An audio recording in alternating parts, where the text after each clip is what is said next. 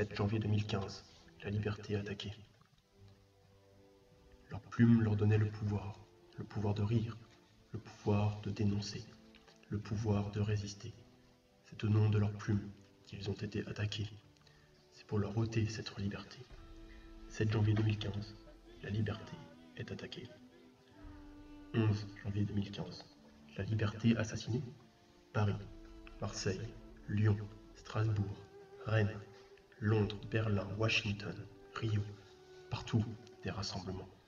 Nous, humains, partout dans le monde, quelles que soient nos origines, avons montré ce dimanche notre union fraternelle contre la barbarie. Partout, les hommes, libres, se sont levés. Partout, la liberté a rayonné, dans toute sa puissance, valeur flamboyante devant le feu meurtrier. La liberté assassinée? Non, non, la liberté a résisté, et plus que jamais, elle est présente dans nos esprits, forte, aussi puissante que les mots qui se servent de cette liberté pour, partout, exprimer les idées, exprimer l'humanité. L'unité humaine contre la barbarie ne connaît pas de limite. La liberté assassinée? Non, la liberté s'est élevée. Humain, une question se pose. Que faire? Comment éliminer cette menace qui pèse sur toutes nos têtes, qui vise nos vies, qui vise nos valeurs, qui frappe notre humanité? Allons-nous pleurer, de douleur et de peur, avant de lentement oublier? Allons-nous analyser la situation avec brio, sans rien en conclure d'utile, sans changer les choses? Allons-nous réagir, ou allons-nous laisser le temps décider de notre sort? Agir, oui, mais que pouvons-nous faire, nous, humbles citoyens, perdus dans le tumulte de la violence? Quelles armes avons-nous? Aujourd'hui, dans les jours, les mois, les années à venir, il nous faut plus que jamais montrer notre unité contre la barbarie, montrer à ces démons que nous sommes les plus forts, munis de notre humanité, de notre liberté, de notre fraternité, munis de notre plus belle arme, nos plumes. Les mots sont puissants. Nous devons tous manifester, nous devons tous défendre nos valeurs. Personne ne doit avoir peur, descendre dans les rues, écrire des articles, des livres, des chansons, dessiner, caricaturer, exprimer nos points de vue, notre liberté, quel que soit le moyen choisi.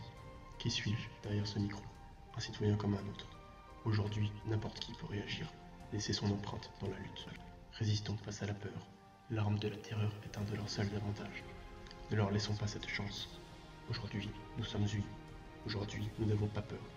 Montrons-leur que leurs actes nous ont rendus plus forts. Enfin, montrons à nos gouvernements qu'il est grand temps de réagir, de songer aux causes de notre problème, à savoir ces indécis qui finissent par se décider. Nous entasserons des populations stigmatisées dans des zones invivables en marge des métropoles. Nous ne leur accordons rien, notamment vis-à-vis de l'éducation, qui pourtant est à même de leur inculquer les notions de liberté, d'égalité, de fraternité, que n'importe qui dans un milieu sain et paisible apprend de lui-même. Arrêtons de fermer les yeux devant ces jeunes désespérés, animés par une haine grandissante envers une société qui les rejette. Oui, il est temps de réagir, mais si nous, citoyens, ne levons pas nos plumes, alors personne ne réagira, et nos valeurs continueront d'être bafouées, et notre peur grandira, et notre pouvoir diminuera, et toutes les victimes de ces jours sombres auront disparu en vain.